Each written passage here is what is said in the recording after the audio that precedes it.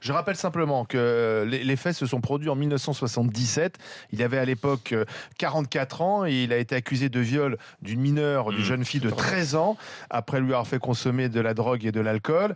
Alors le réalisateur, qui était à l'époque au fait de sa gloire, a passé 47 jours en prison avant de finalement reconnaître le détournement de mineurs en échange de l'abandon des charges de viol. Et pendant près de 40 ans, la justice américaine demande l'extradition de Polanski, qui vit en France ou parfois en Suisse et en Pologne.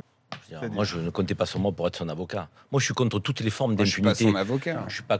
Je suis pas contre l'impunité du jeune des quartiers nord de Marseille qui tire le sac de la vieille dame. Je suis contre cette impunité-là, mais je suis aussi contre l'impunité de celui qui a violé et qui n'est pas passé devant la justice et qui a fui la justice. Le droit à l'oubli, oui. Une fois que tu as été condamné, sanctionné, tu as un droit de rédemption, tu as un droit de pardon, évidemment. Mais une fois que tu as été sanctionné, une fois que tu es passé dans la justice, pas quand tu l'as fui.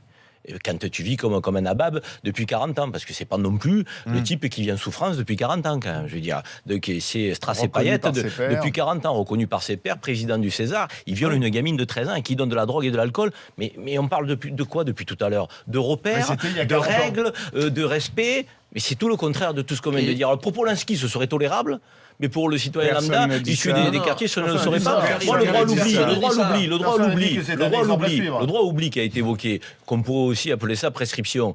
OK pour les affaires financières, pas pour les affaires de viol.